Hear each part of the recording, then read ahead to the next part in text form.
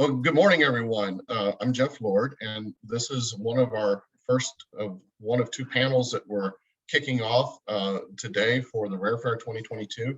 I am so honored and privileged to have the Rare Revolution team partnering with us on this panel of oversharing, really sharing and managing that social media with the kids and how much is too much. And I think every one of us in this is seeing it. So without anything else for me to say, I'm going to turn this over to Nicola Miller of the Rare Revolution team, and she is going to moderate this panel. Thank you all for coming, and I know this is going to be a great conversation. So Nicola, the stage is yours. Wonderful. Thank you so much, Jeff, and good morning or good afternoon, depending on where you're joining us from today. So I am Nicola Miller, and first and foremost, I'm a mum to two young boys. I've got a 9-year-old and an 11-year-old, but I'm also the co-founder, creative director, and editor-in-chief at Rare Revolution magazine, which is a not-for-profit organisation aimed at sharing the voice of people affected by rare disease. I'm also the co-founder and trustee of a condition-specific charity called Teddington Trust, and we support families affected by the ultra-rare condition of xeroderma pigmentosum, which my eldest son has. So thank you so much for joining us on this discussion of sharenting. But first off, what is sharenting? It's a relatively new term to me, actually, and I feel like I'm really learning this, so I'm super excited about today. According to Wikipedia, sharenting is the practice of parents publicising content about their children online. And particularly today, we're looking at rare sharenting. So that for us means the dilemma that parents face when trying to raise meaningful awareness and disease-specific campaigns and content about a particular rare disease, but balanced with the risk of overexposure of their child on social media and understanding what that resultant digital footprint means for them with this increased attention. It's definitely something that my husband and I have wrestled with daily. We've yet to find what we think is the balance because, obviously from a rare disease point of view, it's so important to get those stories out there, but we're very mindful of the matter of privacy for our own family as well. So I'm so thrilled to be joined by an amazing panel today who I think are really going to help us unpick this topic. So I'd like to invite you all to introduce yourselves, please. And I'm going to come to you first, Alex, please. Marvellous, me first. Okay, so my name's Alex Smith. I'm the chief executive and founder of a charity called Harrison's Fund here in the UK. We are a research charity focused on Duchenne muscular dystrophy, which is a fatal muscle. Some great people.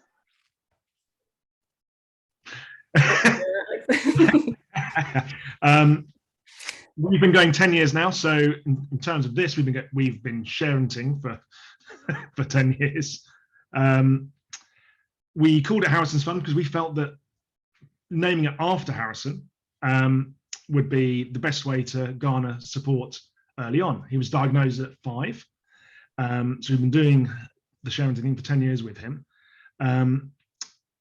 He has changed a lot over those years, from being a child who could do a lot, who you wouldn't know was ill at 5, to a child who's now, or a teenager, 15, who is now in a wheelchair full-time, power wheelchair full-time, needs help with everything from toileting to feeding, to getting dressed, etc. It's a very different journey. The benefit for us has been that Harrison sees it as him. It's an extension of him, and he has managed to get to the point where he is very happy because everybody knows his name. It's like, I'm a famous person. Everyone knows Harrison. You're just Harrison's dad. So, which I think is rather wonderful. I think we could all relate to that a bit. So it's, as I said, it started off just getting attention, trying to talk about the awareness of the disease. People didn't know what Duchenne was really at the time. I'd never heard of it when it came into our lives. So it was kind of started off as a cute, heartfelt, almost trying to get sympathy, I think, was where we were right at the beginning. So now it's more of a charting of a journey and seeing where that journey is going to take us and take him. We use every platform we can. I still haven't quite got my head around TikTok. I've done a few of those with Harrison and his younger brother William. But generally we use IGTV, use Instagram Grid, Instagram Stories, Facebook, YouTube, and LinkedIn. So he's all over all of those. We've spent probably an awful lot of time doing it, much more than we ought to. But how long is a piece of string, really? It's you know, when things are happening, we do a lot, and when they're not, we do a little bit less. He's very aware of it. He's much more in tune with it now and wants to post.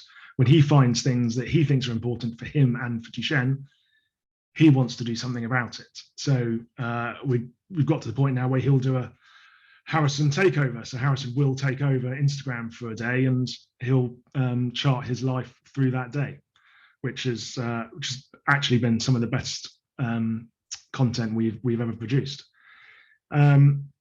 The only other thing is I wonder what we all did before social, because I don't know how charities did it. It's been the thing that has changed the course of our charity's success over the last 10 years. And without social, I think we'd have been really, really struggling to raise the millions of pounds we have and gain the awareness and the attention that we have. Anyway, that's me.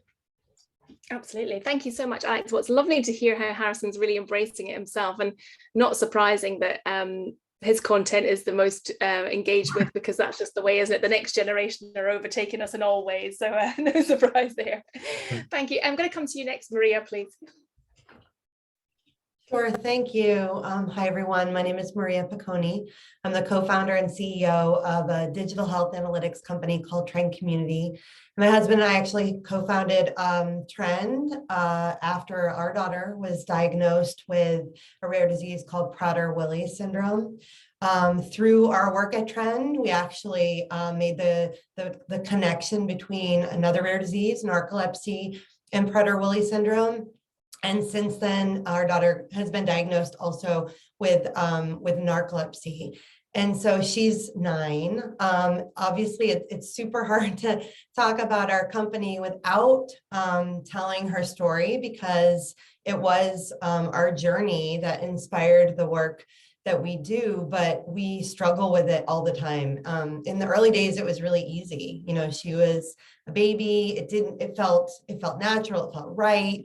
But as she started, you know, getting older and you're thinking about social media and your child on social media, we really started to think about the fact that we were already creating a digital footprint for her. So our, you know, as everyone I'm sure will say here, it's evolving over time. And at this very moment, you know, we try not to use her name. We try not to use her image.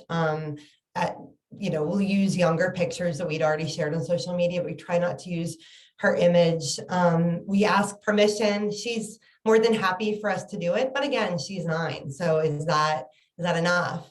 And then, you know, I've spoken about this in the past, but there's a lot of stigma around the conditions that she has. And so we've faced a lot of challenges, you know, in the real world, getting her into schools. And, you know, people tend to immediately Google these conditions. And even though she doesn't have a lot of the things that scare people about it, it really is often, you know, a barrier for her to do many of the things that she likes to do, is entitled to do. So have to deal this with that is with her, which I don't know what that means, but this is certainly. Sorry, Lisa, can I just ask you to put your camera on mute just so we can hear Maria? Thank you. So anyway, I'm so happy to be a part of this conversation, learn from you all, and to share what I can about what we've done so far. Thank you so much, Maria. Really interesting as well to hear that people's access to what they're accessing online is impacting their perception of what she can and can't do. That's really interesting. We can touch on that a bit later. Fascinating. And Stephanie, our next mum of a child with, well, 2 children with a rare disease. If you can introduce yourself, please. Yeah, sure. My name's Stephanie Ernst. I am first of all, the mother of identical twin girls who were born at 31 weeks with a rare condition called twin anemia polycythemia sequence. I'm also the founder of the TAP Support Foundation and the resident TAPS nerd, as I like to call myself. I also sit on the council of, on the board of directors of the International Council of Multiple Birth Organizations. So my focus is very, very much on multiple births and twins and the related conditions that affect them. I was thrown into the rare disease situation 8 years ago when I was diagnosed with TAPS when my girls were still in utero at 24 weeks. They were born, of course, at 31 weeks. And the doctors there said to me, we actually don't have a picture of TAPS twins at birth. Can we use their photograph in research and scientific papers? And I was like, I talked about it with my husband and we said, sure, on the condition, of course, that if as they get older, if they want, we can take it down. And of course, no private parts or anything is shown. And so for the past 8 years, my children have been the face of our rare disease. And as I kind of came out of my bubble of managing premature twins, living with a rare disease, and then it took about 3 years to do this. And I realized after joining some of the twin communities, there was a lot of misinformation about my disease and about what we do. And so I started gathering information and started putting my hand up and going, well, actually, those are my kids. And what you're saying is not true. And of course, it wins you enemies, it wins you friends. And that's really where the idea for the foundation came apart. And I was fortunate as well that I stayed in touch with the research team that managed the condition and obviously the picture of my girls. And so now we've all become friends and we work together, and the foundation is really a conglomerate of not only raising awareness, but also continuing research. And it's all because of one photograph of my girls at birth. And I think it's a really unique position. We try to involve the girls as much as possible as they get older in how their photograph is used. And usually they're now at the point of being 8 going on to 18. They don't like that. They love their baby photos shown out there, but they also want them shown as well. So it's quite an interesting position to be in, but that's really about me for now. Thank you so much, Stephanie. So really they were advocates day one, weren't they? They were indeed, yes. Gosh. And lastly, Stacey, I'm really excited to have you here because I think you bring a really interesting perspective that's based on science and research and the legal side of it as well. So it'd be great for you to introduce yourself too. Sure. Well, thank you so much for having me. I'm Stacey Steinberg. I'm a law professor at the University of Florida Levin College of Law, where I supervise the Gator Team Child Juvenile Law Clinic and direct the Center on Children and Families. I'm also a self-taught photographer, and when my second son was born, I took lots of pictures of my kids, as well as a lot of kids in the community, including families that had kids battling chronic illnesses, and also working with a lot of babies in the NICU and their families, taking pictures if they had terminal medical conditions. And I was very fortunate in that my photography ended up having a pretty large platform on social media and on some news sites. And at the same time, I was doing a lot of research on children's rights and children's privacy as a law professor. And so kind of my experience as a mom, my life as a photographer, and my research as an academic, and I was a former child abuse prosecutor and did a lot of child pornography prosecutions, all of that kind of came together to have me start thinking about the intersection of a parent's right to share on social media and a child's interest in maintaining control of their digital footprint. And I had initially just written a quick 800-word piece for the Washington Post about this and kind of my own struggles figuring this out, or trying to. I still haven't figured it out. And I was really fortunate in that the dean at my law school she was also a children's rights scholar, and she said, you know, no one's really studying this from an academic perspective, from a legal perspective.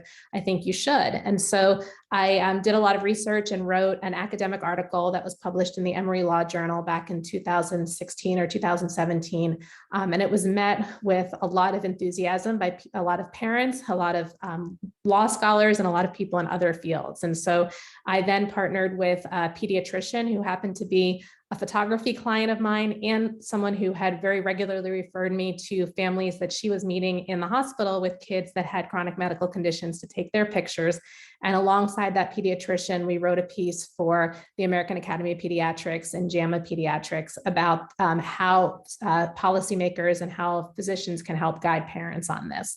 And so even though I went into looking at sharenting as a legal issue, what I really found is that it's more of a public health issue, and that's something that can be better managed through public awareness.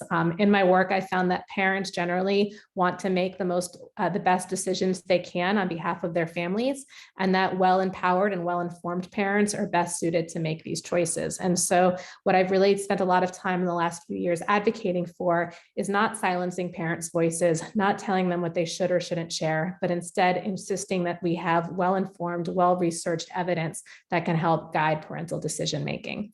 I wrote a book on this called Growing Up Shared that came out in 2020. And I'm a mom of 3 kids, and I still have a hard time figuring out the balance. I love to share pictures of my youngest daughter's artwork. I have a son who's a competitive gymnast who loves me to post his gymnastics routines. And my 15-year-old has really been impacted by social media in that he's shared personal experiences and has gotten support on it. So it's something we're kind of living and breathing and researching all at once. And when I had the opportunity to join you on this panel, I was just really excited about it, because I think that a lot of people hear about someone who researches sharenting and assumes that it's someone who doesn't think that parents should share online. But really my research has indicated otherwise, and that there's just so much power in narratives, and there's so much power in sharing our life experiences. And a lot of times that's the only way that things change. And so finding better ways for us to do this that honor kids is really what my greatest goal is. Fantastic. Thank you so much. I'm really looking forward to kind of delving into that a little bit as we progress. So if we sort of go back to the beginning of this a little bit, I think for me, my experience of rare sharing started much like Stephanie's, really when my child was in infancy. And also, I think, going back 10 years, Facebook to me was quite new. Social media was new to me, and the whole advocacy world was new. And really, I think I went into it very naively. I don't really remember my husband and I having any real kind of conversations around what we would share, or if there were kind of boundaries to that, or any real sort of structured conversation around it. I think we were so desperate to connect to people.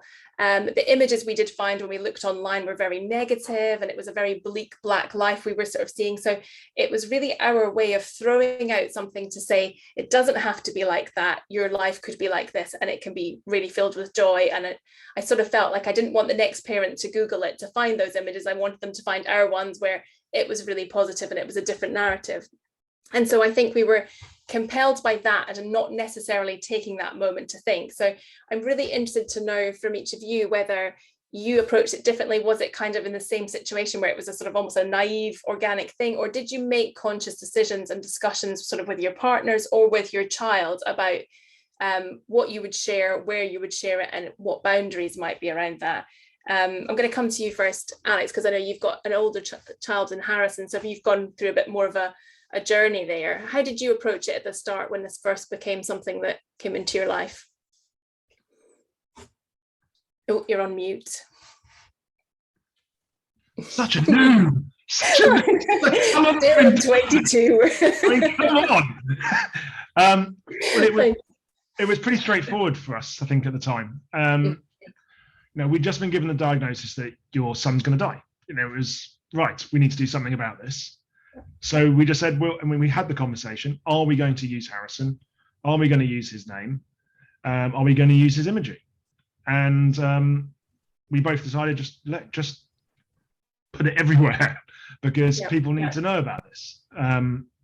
It was, and I've seen the good side and the bad side of doing it. I mean, I've really have seen the bad side, and I still see the bad side now. I get trolled regularly for what I do. And for things that I've said. I've had people say you should have had him aborted at birth. You should never have had children. You don't deserve to have children. Animals deserve better than your son, etc., etc., etc. So I've had it all. but it still never stopped us. It just felt like the right thing to do. But like I said earlier, it has changed so much. At the beginning, it was everything.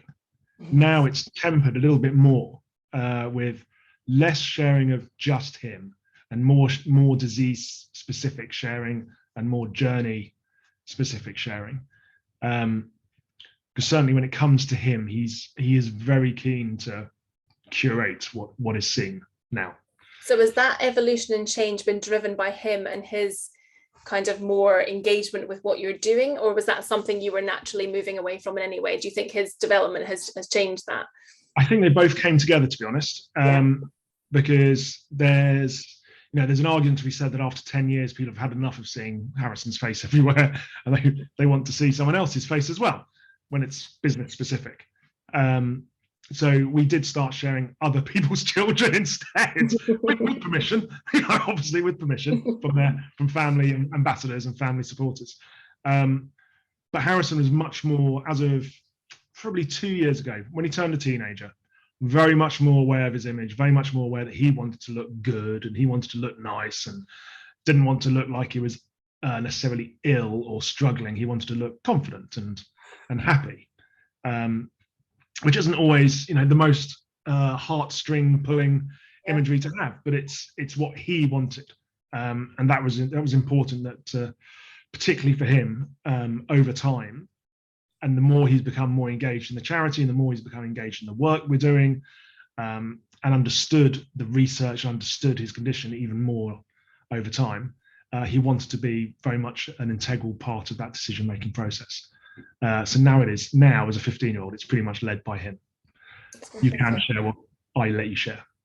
Has he ever made any comments about things that have been shared in the past that he's unhappy about, or does he look back and see what happened before he was aware? No, about 3 years ago, he put on a lot of weight for the particular drug he was taking. So it was more swollen in his face, and he hates those, absolutely hates those. Occasionally they kind of get shared again and he's like, "What have you done? Take them down." Yeah, understood. We've all got a good side, haven't we?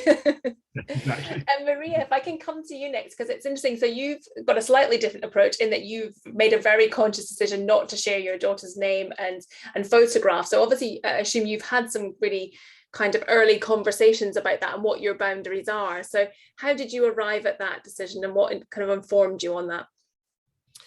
Well, I think early days, when she was born, we got our diagnosis at 10 days. And really it was because of other people sharing on social media that we had hope, and we started Trend because we wanted to use the anecdotes from our community to help understand how to best manage the disease. So kind of in this quandary, and I also had, just joined social media at that time. And so I wasn't really that thoughtful about it in the beginning. And as we started, Trend and started talking about the inspiration for Trend, we didn't think about it a lot at that time in the early days.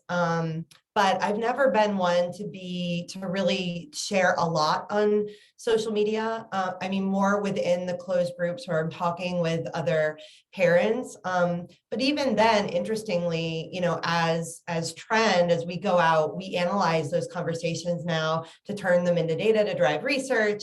And we spend a lot of time educating people that even those conversations, even when you're having them behind closed doors, it is a public forum, and that if there are things that you don't want to be shared publicly, you have to also be mindful of what you're saying behind closed doors. But as our daughter has gotten older, I mean, my husband doesn't even like to say daughter. He likes to keep it, gender neutral. We have two sons. I talk about it all the time. I find that an impossible thing to do. So he doesn't use her gender when he talks about her, but, and we agree that that's okay. That is something, if we're going to keep running this company and we're going to keep telling, the story about how we got here, that to some extent we do need to share her journey. But as I said before, out in the real world, off of social media, she says she wants to be shared on social media, but there are moments where I help her share with someone that, she has Prader-Willi syndrome or she has narcolepsy. And sometimes, it's obvious to me that she didn't want to share that. So, I don't think she's a reliable, I don't think she understands quite yet what that means to have her information and story shared on social media.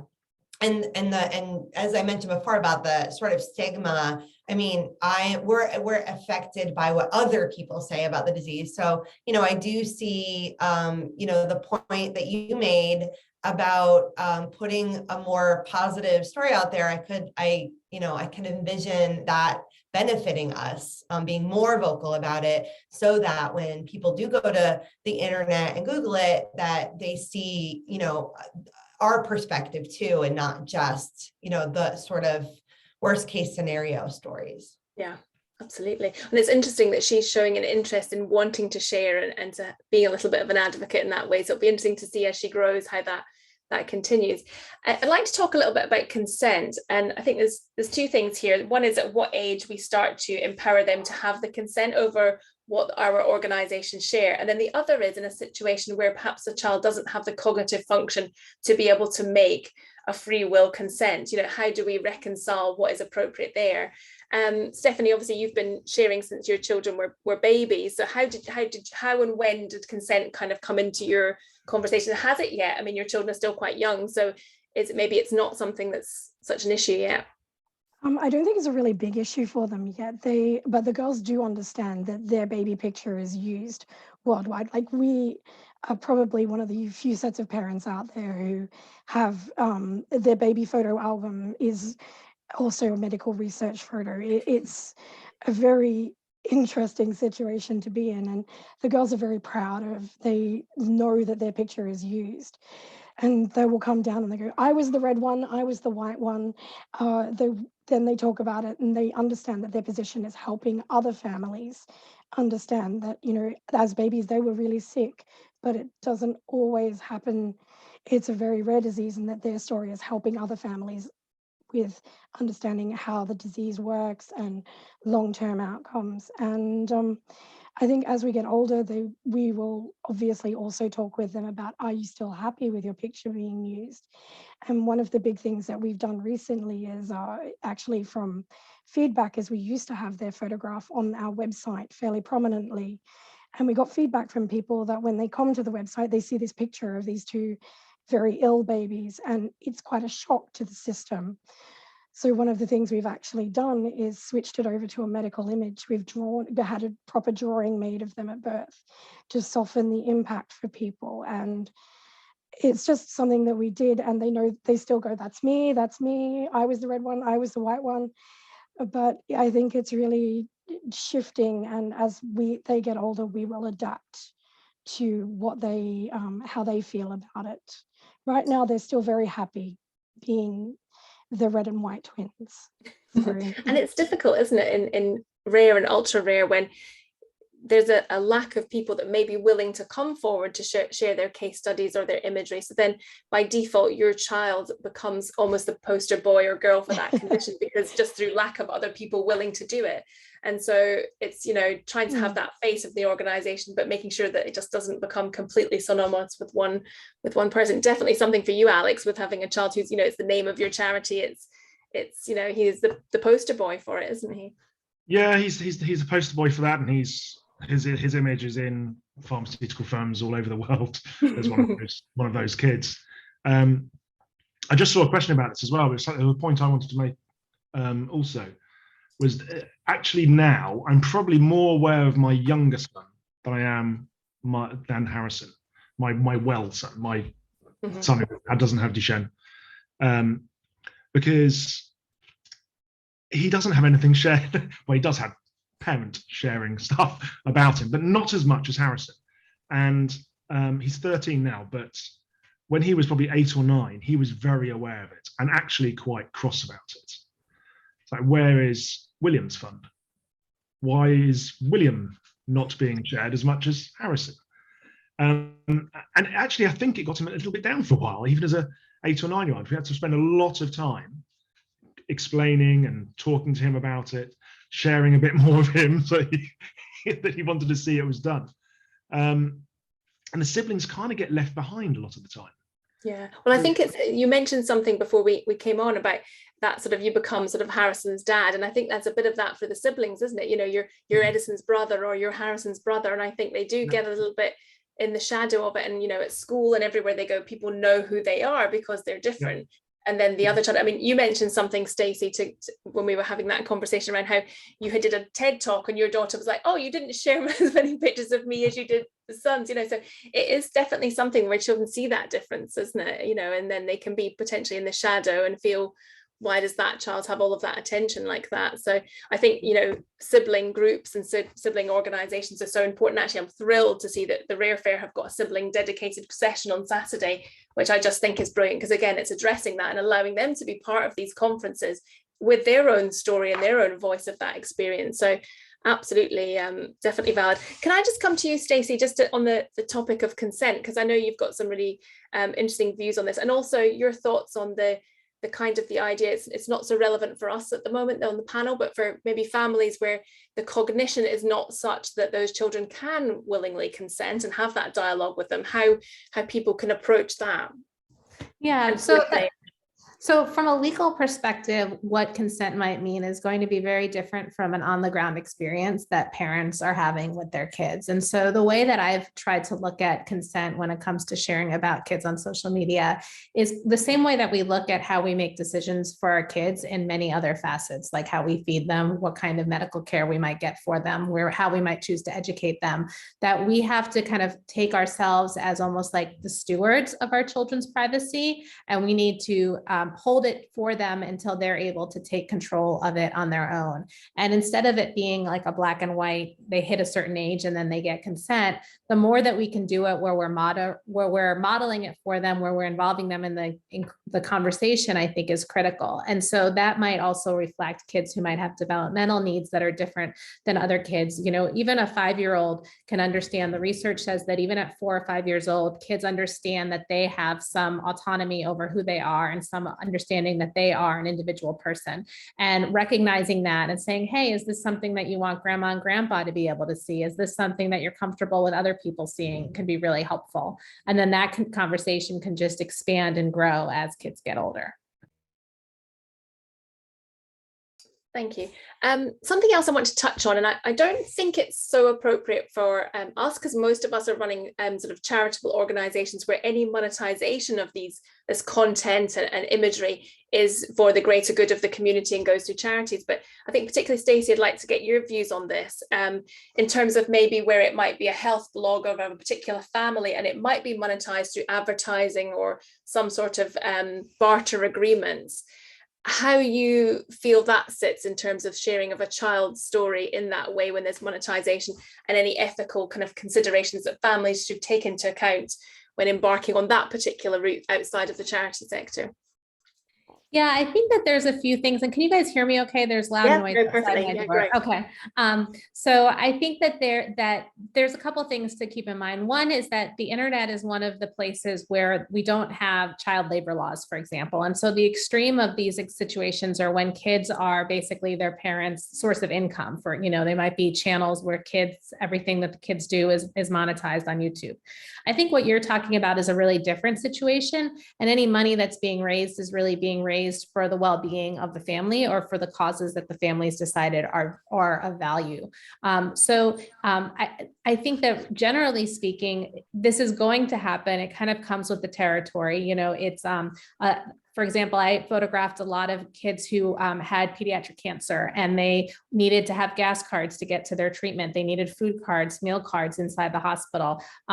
Those kinds of things they were certainly raising money for, but they went certainly to benefit the child as well. I've also photographed a lot of kids whose parents were raising money for awareness, for cancer awareness, for example. And so the funding wasn't necessarily going to their child, it was going to a larger cause in general.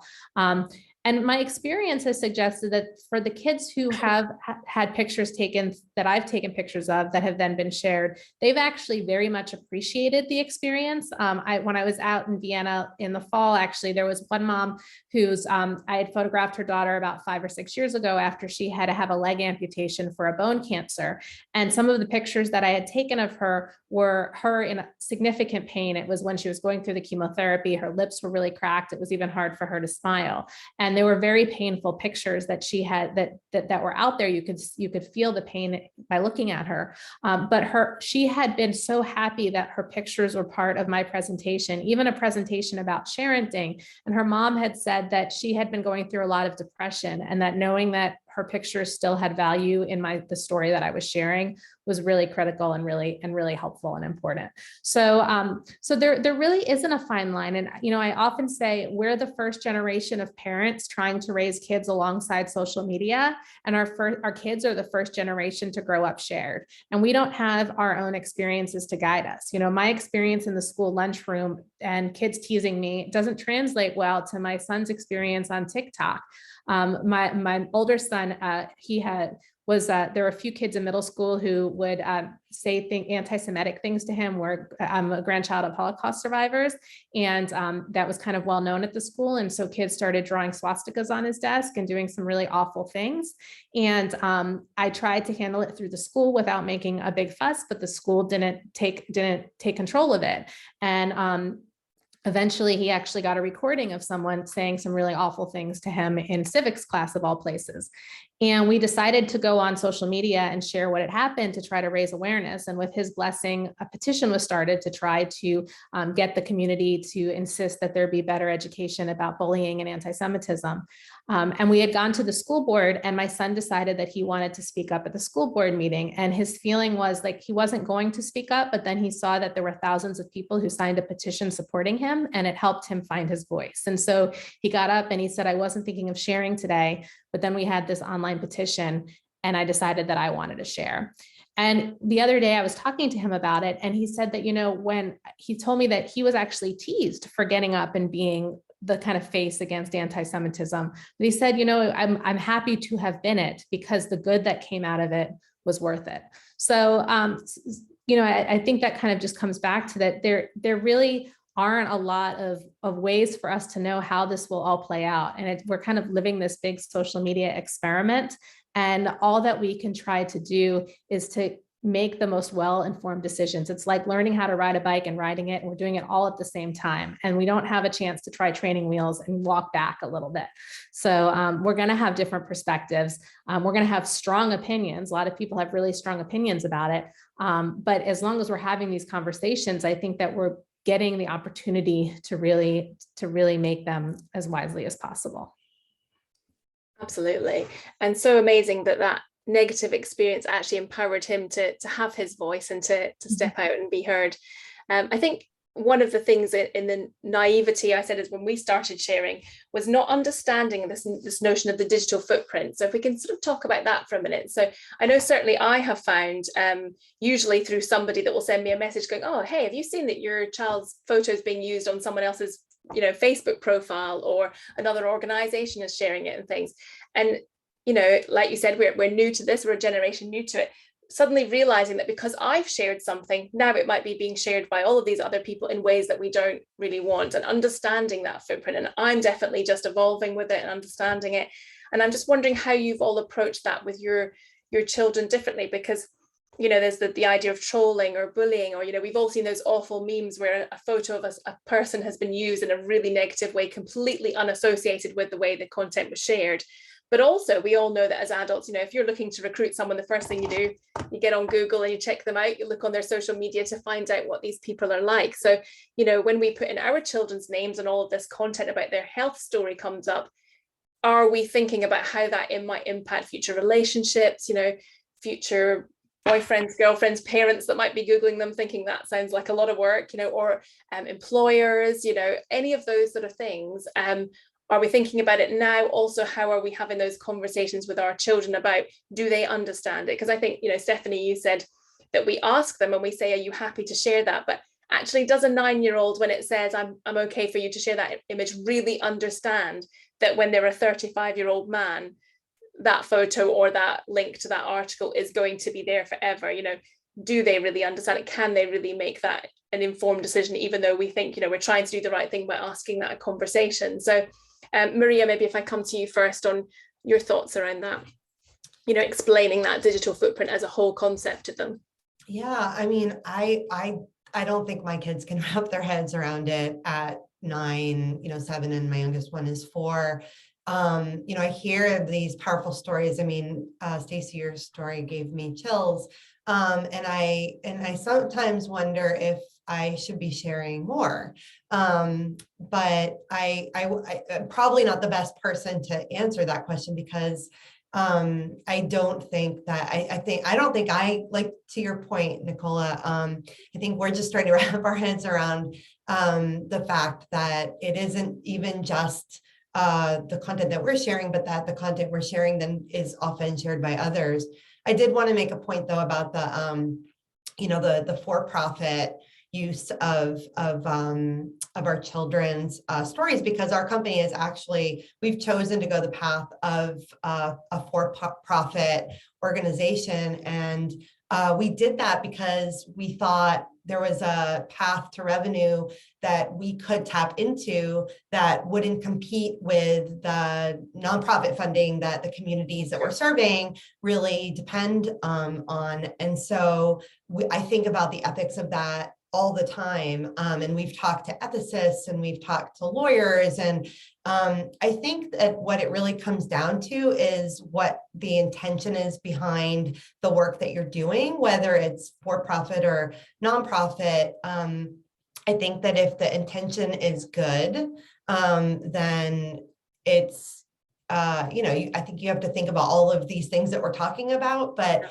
I think that at the end of the day, that's we're always thinking about, are we doing what we're doing for the good of our child? Are we doing what we're doing for the good of our communities?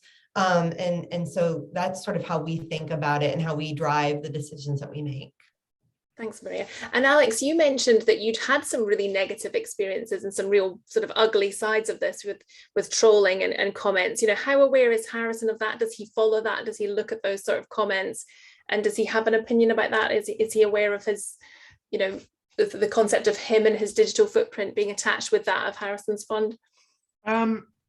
Yes, he is. So, I mean, in terms of digital footprint stuff, I've spoken to him about that. We've had the conversations around appreciating that anything you share is out there, and even if you try and delete it, it's still probably out there. So if you don't want it to always be there, don't share it. And we're very lucky. Both Harrison School and Williams School are incredibly good at educating them on their footprint and on social and on safety around being online. I suppose it's a really interesting discussion. It's made me think. But I suppose from if this is just me, my perspective, I look at Harrison now at 15, and he's, in terms of life expectancy, he's well into middle age. His life expectancy is 18 to 25. So from my perspective, it's like, it's all in. I couldn't give two hoots. I'm all in. I will share everything and anything to effectively try and save his life and lives of a generation of kids. So it's a risk reward thing, isn't it? It's balancing up that risk versus any perceived negativity. Yeah, it's a potential lesser of two evils for me, I think, at the moment. From the trolling side, I mean, he's aware of it. He's heard of the things that people have said. But as I've got older, and some of these have been ongoing now for probably 8 years, I think, of trolling on and off, well, monthly, I suppose, really, for 8 years, over things I said 8 years ago. And I understand why I get it, because people don't necessarily read everything that was associated with the things I said. But it's been both challenging from a trolling perspective, but also challenging from a Harrison understanding what I said then. Yeah, putting it into the context. I mean, to put that into context, I did for people who don't know, I did an advert that went global pretty much, where I had an image of Harrison and I. It went into the newspapers and went online saying, "I wish my son had cancer." The idea behind that was that I felt at that time, I probably still do, that if he'd had cancer, then he would have had a chance to try something. Whereas still today, certainly in the UK with Duchenne, there is nothing to try. So there are no options at all, however small that percentage chance would be for some of the cancer treatments. And it was picked up in the States and picked up in Australia and picked up in Europe, and I just got absolutely pilloried by an awful lot of people for saying things that I don't know nothing about, and etc. etc. What I did get was an awful lot of support from people in the Duchenne community who said, "My God, I've always thought that. I've always wanted to say that. I've never been brave enough to say it. Thank you for saying what we always wanted to say," etc. etc. And to take it back to Harrison, he's come across the "I wish my son had cancer" advert because he Googled his own name and it came up. And he's like, "Is that exactly what you think?" So he took it the same way as a lot of other people. So, "Do you actually wish I had cancer?" He said, "No, I don't wish you had cancer, but I do wish that I had something to help you with." And so he got to the point where he understood that and why we did it. And then he didn't understand why everybody was why so many people were being mean without actually understanding. So I think it's very difficult to get it right. Yeah, and I think that really highlights the importance of these kind of conversations, and actually us all being more mindful of having those conversations with our children, because you were able to do that because he came to you and said he'd found it. But of course, a lot of children find things online and don't feel they can go to their parents and say, "I've seen this about myself, I've seen this about my condition." So it's actually, that really emphasizes the importance of us all being more proactive and actually really making them have those open channels about what they're seeing. Something else I want to kind of move on to a little bit is about what we do when they migrate to this age, when they're like, "Actually, I don't want to be the poster boy for XP or for TAPS or for whatever, I don't want that association. When my name goes in, I don't want them to find my health story. I want them to find my gymnastic achievements or whatever, different things about them, or their musical things or whatever." And what we can do about that. And I've always kind of had the view that, oh gosh, once it's out there, it's out there. But actually, from talking to Stacey, I'm understanding that there are some things that as parents and as young adults, coming into adulthood, we can do about that, which I think probably will be quite reassuring. So it'd be great, Stacey, if you could kind of touch a little bit more on the law of that and some of the things that we can do, or we can educate our children on as options if they feel they actually want to change some of their tact about how they've approached their social media footprint. Sure. I first also want to say that I think the way that Alex explained it, that sometimes it's the lesser of two evils, and you kind of have to go all in order to have any hope at all that you're going to find something, that you're going to be able to do something, is so absolutely powerful and true. And I'm glad that you said that, because I think that is part of something that's very much lost, I think, in conversations about parenting, is that it's framed as a choice. But for a parent who's experiencing something, it's not a choice. It's what they do as a parent to try to give everything that they can to their child. So I just wanted to kind of comment on that and say how powerful that was to me to hear you say it. I think that probably, Nicola, what might be good is for me to go through like some of the science statistics and then go into the tangible things. That would be wonderful. Absolutely. So some statistics that I think are really powerful and important to think about, but also to give context to. The bank Barclays predicts that by the year 2030, 2/3 of all identity theft will be able to be tied right back to sharenting. So the information that we're putting out online about our kids, their date of birth, their mother's maiden names, their first pets, all sorts of things can be tied back. Again, this is a study by Barclays. It's not by the University of so-and-so. So I really think we need more studies by universities and by scientists outside of for-profit industry to help us with that. We also know that in Australia, the e-safety commissioner had said, maybe offhand, but still said it, that 50% of all images on pedophile image sharing sites originate on family social media and family blog sites.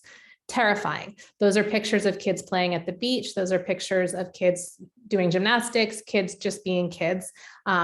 There's also, I wrote a paper on something called morphed child pornography, and that's when innocent images of kids are combined with sexualized images of adults, and a new form of child pornography, like a deep fake, is created. And laws are only slowly being caught up with technology to be able to criminalize some of that. And so that's a whole new field that has not been given enough attention from lawmakers to be able to deal with. We also know that data dossiers collect information on our kids, and they create profiles about them with what they're going to advertise to, what kind of health insurance they might need, what kind of colleges might be appropriate, all the things that's happening to us, it's happening to our kids and from the information we share. So I say all of those things. Those are usually the scary headlines in articles that I'm quoted on. And what I always tell the journalists to do is to go back and find a study that you want to link to that, because finding the study is going to be really difficult, and it's going to change your perspective on how to quote that. Doesn't mean it's not true. It just means we need more research to help understand how to put that into context with all the benefits that sharing also gives us. Some things that we can do is we can see what the privacy policies are on the sites that we share about regarding deleting information. So for example, on Facebook right now, and it might not always be this way because these sites change their policies all the time, but right now on Facebook, it's a very few quick buttons that you can push to archive or delete things that you have shared in the past. And so I spent a few hours one day over quarantine, basically deleting everything about my kids that was more than a year old on Facebook.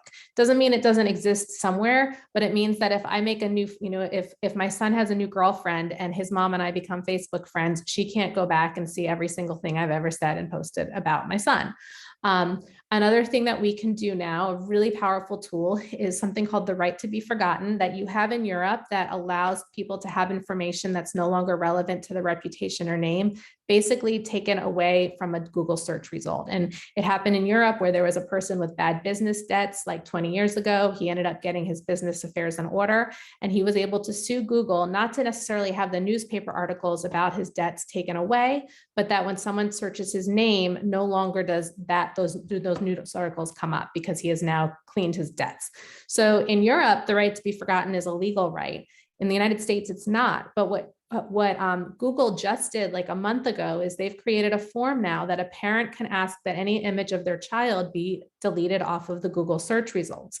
It's kind of like how revenge porn, like if someone sees a picture of them that's inappropriate, there's a mechanism to get it down. Well, now there's a way for parents to get pictures taken down. And so, Nicola, I think you were mentioning about like memes and things. One thing that I've seen is that innocent images of kids, parents have shared a cute picture of a kid. Like there was one of a chubby kid from behind and his little tushy, and someone had made it into a meme, and it said like, when you overdo it for the holidays. And I just felt so bad for that kid who was now this meme of that went viral, that people, when you see a picture of someone else's kid, you don't humanize it. You just see it as a picture, but that's a human being. That's somebody's kid.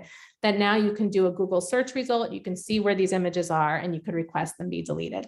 So those are some things that I think that we're seeing that are going to be really positive tricks. I think we can avoid using our kids' names is always a really good idea. As they get older, we can use it maybe more often because at that point they might be more comfortable with it, but initials are always good. Being careful about if we're, taking pictures in front of the schools and posting them publicly. It doesn't mean you can't do back to school pictures, just really know your audience with where you're sharing that kind of information. And then include the kids as much as possible in the conversation and the decision-making process about what they're sharing. You know, my son who just turned 11, you know, he spends a lot of time in the gym practicing. And when he goes to a competition, everything he does seems amazing to me. But there are things that he's not so proud of, you know, and so really having them decide what's going to be shared, I think gives them, empowers them. And it also teaches them about consent, because as our kids get older, we want them to be asking others before posting pictures of others. And the best way we can teach them that is by asking them ourselves. So that was a long spiel. I'm sorry if I went. No, that's fantastic. And absolutely, that's a really important one, isn't it? You know, by respecting our children, giving them choice sets the model for how they should conduct themselves in the future with other people. So absolutely, so important. Gosh, I'm so mindful of the time. I could literally talk on this for hours, but I'm really mindful of the time. So what I'd like to really end with is on kind of the positive. We've heard a few scary statistics there that are enough to make everyone feel a bit anxious, but I'd really like to end on the positive here, which is kind of looking at that rare disease and sharenting and what are the positives to come out of it. So if I can come to you first, Stephanie, like for me, I think an overwhelming positive is the opportunities that sharenting Edison's rare story has had on him in terms of opportunities.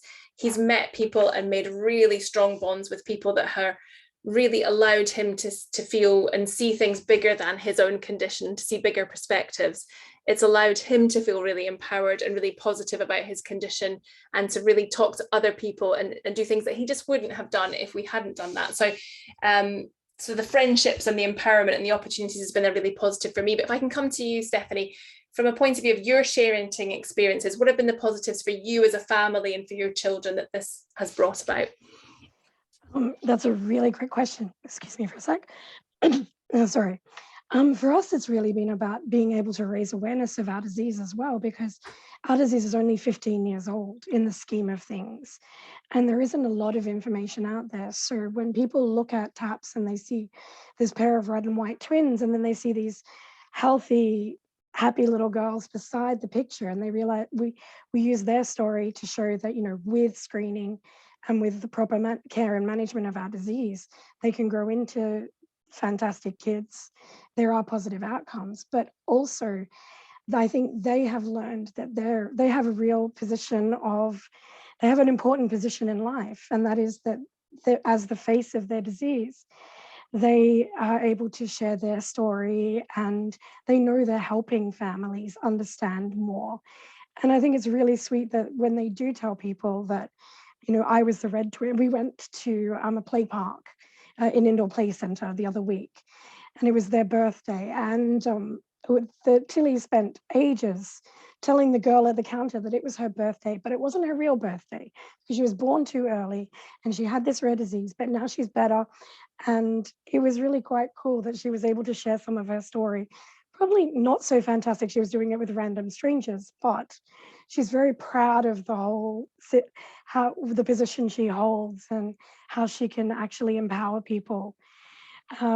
Emily is a little bit more reserved, but obviously we try to also encourage her to talk, and they love talking to the doctors about their disease as well, and we think it's great.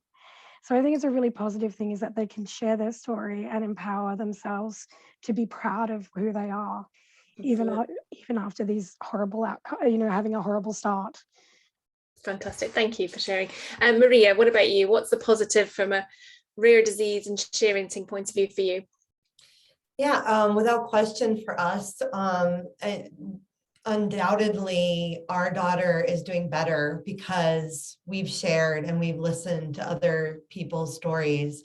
It's given us a broader understanding of her condition and the fact that she has actually more than one rare disease. And because of that, that has led to treatment options that we otherwise wouldn't have had, which has then led to her, catching up to her peers in school and doing better academically. And that has a positive impact on her social life. So, for us, without question, it's had a positive impact on her health outcome for sure. Fantastic. Thank you. And Alex, to you, same question. I think from a business perspective, from a charity perspective, it's been all about building a community, which in a rare disease. It's if you don't know anybody and you haven't got social, that it's very difficult. It's the awareness for families. It's the feeling of actually being part of a community rather than feeling very alone, which was certainly the case for us when we were first received the diagnosis. And I think for us, part of what we've tried to do is to show people that Harrison's on this journey. Yeah. But that journey isn't all bad. That despite the sheer terror of getting a diagnosis, whatever the diagnosis is, of getting a diagnosis that you weren't expecting, that life still does go on, and life can be good, life can be fun. And if we can help families progress through their life, through that first terrible part, to realize that life will go on and life can be good, despite the challenges, then that's worth it. Absolutely. I think that's the key take home, isn't it? It's an opportunity for us and our children to set the narrative. People will share things regardless of whether you consent or not in terms of their information, but by putting out the real story and their real experiences, it really means that the education is right. Thank you all so much. I would just like to say that Stacey is going to pop her TED talk and her book link into the chat, which I've asked her to do, and I would really recommend that you check out her TED talk. I think it's really thought-provoking and actually captures a lot of what we've talked about today, and also outside of the rare disease, just in general in terms of our children sharing. So I would definitely encourage you to have a look at that. Thank you all so much. It's been so interesting talking to you. What I'd really love to do actually after this discussion is to kind of come together and put together some safety tips and some guides that are really specific to rare disease that we can share. So there's a bit of a legacy to this conversation and we can share that wider with people, because I think there are some super important themes here that would be really nice to capture. So thank you all so much. I see there's some questions here, so I'm just going to quickly fly through them and see if there's any that we can cover. So someone has said, so when discussing your children's social media, do you ever get backlash? Yeah, I think we've definitely covered that, Alex. I think everyone's experienced a bit of that, and I think, you know, we sort of talked about the importance of dealing that head on with our children as well. Does your attitude change with your other children? Again, I think we've probably covered that. Definitely something we all need to be aware of is that equity of sharing with siblings and making sure they're not left in the shadow. Really interesting comment there about adoption and how a decision was made to share that information early on, but actually in hindsight you wish you'd left it till a bit later for the teenagers to share that. I think I'm sure that's a very common issue for parents generally. Let's see if there's anything else there. Great discussion.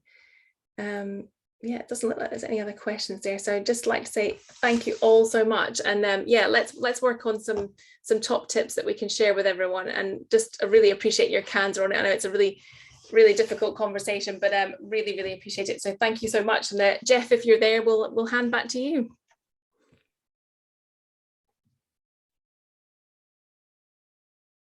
Oh, we're maybe getting some extra time.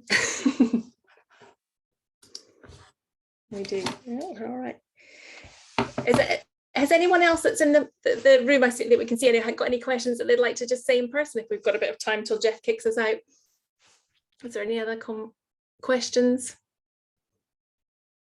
Quick comment for me, Stacey. I can't wait to watch this talk. Really looking forward to it. It's the first thing I'm going to do as soon as I'm off.